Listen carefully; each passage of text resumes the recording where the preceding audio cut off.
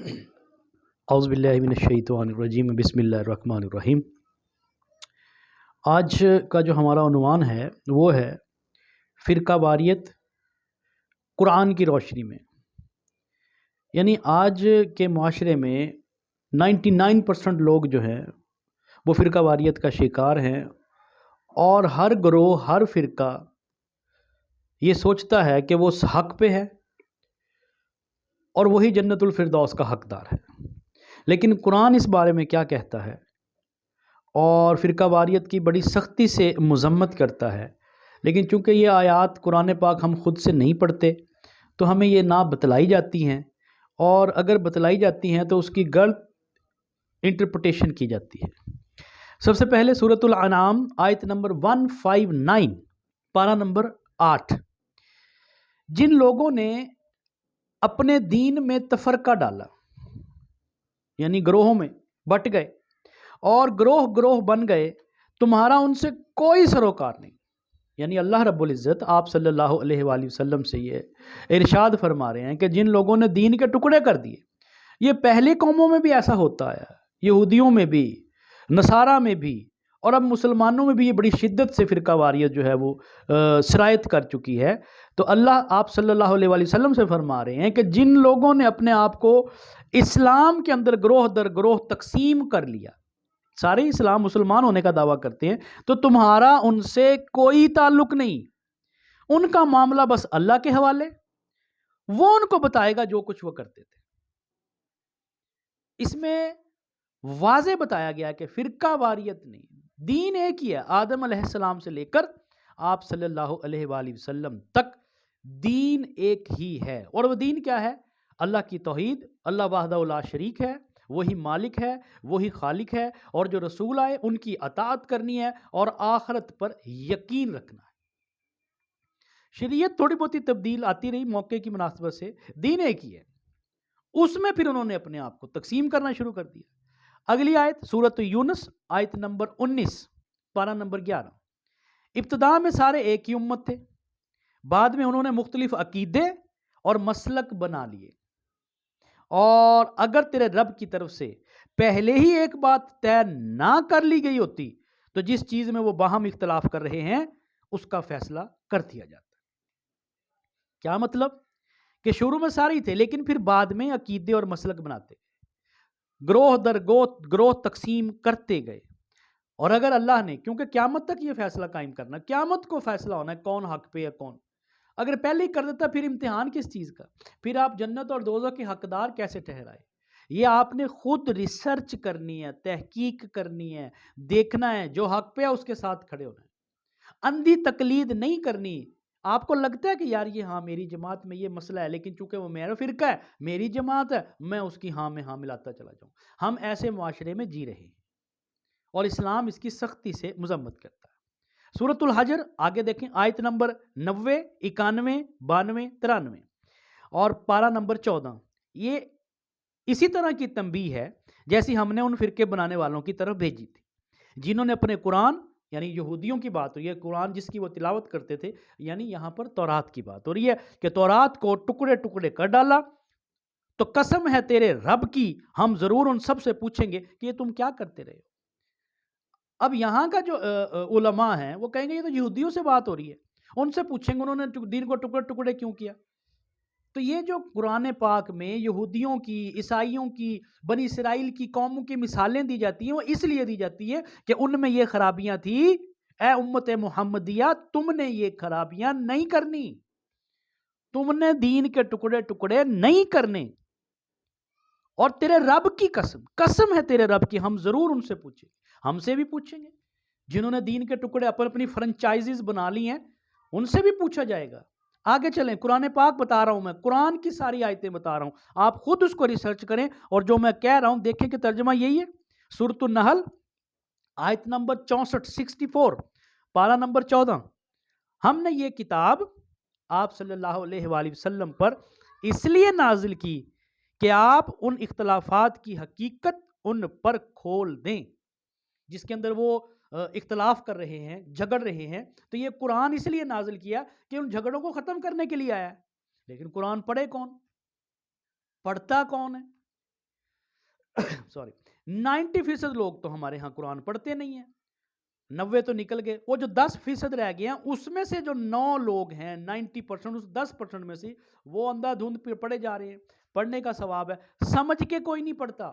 اور جو 1% لوگ ہیں اس 1% کا 0.999% لوگ اپنے اپنے فرقے کو پڑھ رہے ہیں، یہ ترجمہ پڑھنا، یہ ترجمہ نہیں پڑھنا، یہ تفسیر پڑھنی، یہ تفسیر نہیں پڑھنی۔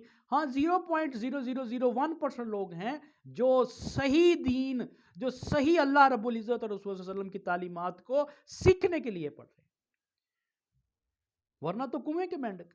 تو قرآن پڑھے کون؟ اس آیت میں کیا فرمایا جا رہا ہے؟ ہم نے یہ کتاب آپ پر اس لیے نازل کی کہ آپ ان اختلافات کو جس میں وہ لگے ہوئے ہیں حقیقت ان پر کھول دیں، جن میں یہ پڑے ہوئے ہیں۔ یہ کتاب رہنمائی اور رحمت بن کر اتری ہے ان لوگوں کے لیے جو اسے مان لیں۔ ہاں جی، ہم تو کتاب کو مانتے ہیں، ہاں ضرور مانتے ہیں، لیکن کتاب کی نہیں مانتے، کتاب کی نہیں مانتے۔ کتاب تو واضح کہہ رہی ہے کہ فرقوں میں نہیں پڑھنا، تو فرقہ بازی میں نہیں پڑھنا، دین کے ٹکڑے ٹکڑے نہیں کرنے، یہ اس رسی کو، جو اس رسی کو حبل اللہ، اللہ کی رسی کو جو قرآن آپ صلی اللہ علیہ وسلم نے فرمایا، اس کو مضبوطی سے تھامنا ہے۔ کوئی نہیں تھام رہا، قرآن تو پڑھ ہی نہیں رہا، اپنی اپنی کتابیں بنائی ہوئی ہیں ان کو پڑھ رہے ہیں۔ جو سب سے پہلے کتاب پڑھنے کی تھی وہ قرآن تھی۔ آگے چلیں، سورۃ النحل آیت نمبر 93 پارہ نمبر 14۔ اور اگر اللہ چاہتا کہ تم میں کوئی اختلاف نہ ہو تو وہ تم سب کو ایک ہی امت بنا دیتا، سارے ہی مسلمان ہو جاتے، سارے ہی کتاب والے ہو جاتے، مگر جو گمراہی چاہتا ہے وہ دے دیتا ہے، اور جو ہدایت چاہتا ہے وہ اسے ہدایت دے دیتا ہے، اور ضرور تم سے تمہارے اعمال کی باز پرس ہوگی۔ اب یہاں پر ہمارے ہاں جتنے بھی علماء ہیں انہوں نے یہی ترجمہ کیا کہ اللہ جسے چاہتا ہے گمراہ کرتا ہے اور جسے چاہتا ہے ہدایت دیتا ہے۔ پھر تو کہانی ختم ہوگی، پھر تو اللہ نے نہیں چاہا کہ فرعون کو ہدایت ملے تو وہ فرعون بن گیا، یزید کو اللہ نے نہیں چاہا تو اس نے جا کے امام رسول صلی اللہ علیہ وسلم کے، امام الانبیاء کے نواسے کو شہید کر دیا، اس کی ہدایت اللہ نے نہیں دی اس کو، اس میں اس کا تو قصور کوئی نہیں۔ اور اللہ جس کو ہدایت دینا چاہتا ہے وہ سب کو جس مرضی کو دے دے۔ پھر تو یہ نبیوں کا کانسیپٹ، یہ پوری کائنات، پھر ظلم اور مظلوم اور انصاف اور عدل، یہ تو سارا کانسیپٹ ہی ختم ہو گیا۔ اللہ جسے چاہتا ہے ہدایت دے دیتا ہے، جس کو نہیں، جو دوزخ میں گئے اللہ نے چاہا ان کو دوزخ میں پھینکنا، دوزخ میں پھینک دیا۔ آئی ایم سوری ٹو سے، اس ترجمے کی کنفیوژن نے ہمیں عمل سے دور کر دیا۔ اصل میں بات یہ ہے کہ جو چاہتا ہے ہدایت اس کو ہدایت دیتا ہے، جس کے اندر ہدایت کی کرج ہے، جس کے اندر ہدایت، وہ اللہ سے ڈرتا ہے، جو اللہ سے ڈرے گا اللہ تعالیٰ اس کو ہدایت دے۔ جو اللہ سے نہیں ڈرتا، گمراہی چاہتا ہے، تو اللہ کو ضرورت نہیں ہے کہ اس کو ہدایت دے۔ ہدایت یہ وہ نعمت ہے، اسی کو ملے گی جو اس کے لیے اسٹرگل کرے گا۔ وَمَا لَيْسَ لِلْإِنسَانِ إِلَّا مَا سَعَىٰ، انسان کے لیے وہی کچھ ہے جس کی وہ کوشش کرتا ہے۔ دولت حاصل کرنے کی کوشش کرتے ہیں، دولت مند بن جاتے ہیں، بڑے بڑے کفار، بڑے بڑے ملینئرز ہیں۔ جو چاہے گا اس کو مل جائے گا، اللہ دیتا ہے۔ اور آخری سورۃ الروم آیت نمبر 32 پارہ نمبر 21، یہ وہ آیت ہے جو آج کل ہم سب پر، اس آیت کو اگر آپ سمجھ کے پڑھ لیں تو آپ فرقہ واریت سے ویسے ہی جان چھڑا لیں گے۔ ان مشرکین میں سے، مشرک کون ہے؟ جو اللہ کے ساتھ شریک کرتے ہیں، چاہے وہ ذات میں شرک کرتے ہیں، صفات میں شرک کرتے ہیں، یا صفات کے تقاضوں میں شرک کرتے ہیں، جنہوں نے اپنے دین کو ٹکڑے ٹکڑے کر ڈالا اور گروہوں میں بٹ گئے، میں دیوبندی، بریلوی، وہابی یا اہل حدیث یا شیعہ جو بھی بن گئے، اور انہوں نے گروہوں میں بٹ گئے، اور فرقہ، اور ہر شخص، ہر فرقہ یا گروہ اسی پر مگن ہے، خوش ہے، دعائیں کرتے ہیں، یا اللہ تیرا شکر ہے مجھے بریلیوں کے گھر پیدا کر دیا، یا اللہ تیرا شکر ہے میں دیوبندی ہوں، یا اللہ تیرا شکر ہے کہ میں اہل حدیث ہوں، اور اس پہ خوش ہیں وہ، اس فرقے میں پیدا ہو کے، اور اس پہ کیا انہوں نے اپنے آپ پر ریسرچ اور تحقیق کے دروازے بند کر لیے، جس میں پیدا ہو گئے بس ٹھیک ہے۔ خدا کی قسم ہم سب مسلمان ہیں، تو پھر وہ ان کا کیا قصور ہے یہود و نصارہ کا؟ آپ صلی اللہ علیہ وسلم فرمایا ہر بچہ مسلمان پیدا ہوتا ہے، آگے اس کے ماں باپ اس کو یہودی یا نصارہ بناتے ہیں۔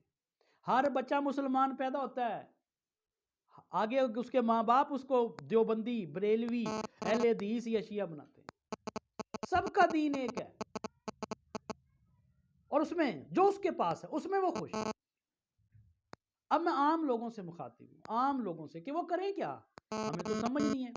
انہوں نے 8 سال لگائے ہوئے ہیں ماشاءاللہ مدرسوں میں, لیکن مدرسوں میں لگائے ہوئے ایک سوچ کو پہلے ذہن میں ایک سوچ بنائی ہے کہ ہاں جی میں دیوبندی ہوں تو میں نے دیوبندیوں کے فرقے میں پڑھنا ہے, دیوبندیوں کے مدرسے میں پڑھنا ہے, اس سے باہر میں نے نہیں جانا. بریلوی ہوں تو بریلوی اہل سنت والجماعت احمد رضا خان بریلوی کا مدرسہ دیکھا جائے گا, پھر اس کے اندر پڑھنا ہے. ایسے ہی اہل حدیث ہیں اور ایسے ہی فقہ جعفریہ والے بھائی, یہ سارے بھائی ہیں. سب سے پہلے عام آدمی سے مخاطب ہوں کہ ہم نے کرنا کیا ہے.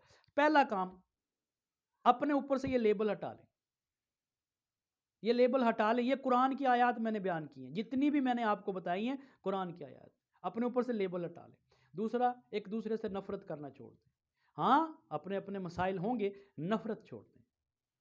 ایک بچہ پیدا ہی اس ماحول میں ہوا ہے اور اس کو بتایا وہی جا رہا ہے, گھر میں قرآن وہی ہے, کتابیں اسی مسلک کی ہیں, وہ مولوی کی بات ہی اسی مسلک کی سنتا ہے, دوسرے کو اس کو پتہ ہی نہیں ہے, وہ کنویں کا مینڈک ہے, اس کو کیا اس پر تو ترس کھایا جا سکتا ہے, نفرت تو نہیں کی جا سکتی. دوسری بات کہ ہم نے کرنا کیا ہے, پہلے لیبل ہٹا لیں, نفرت نہ کریں. جہاں ٹائم ملے, جہاں آپ کو نزدیک مسجد ہو, آپ وہاں پہ نماز پڑھ لیں, آپ کی نماز ہو جائے گی. نماز آپ کی ہے, امام مسجد کی نہیں ہے. تیسری بات, یہ سارے فرقوں میں جو آپ کو صحیح لگتا ہے, جو ٹھیک ہے قرآن و حدیث, وہ لے لیں. کیا کیا لیں؟ سب سے پہلے جو اہل حدیث ہیں ان سے توحید لے لیں.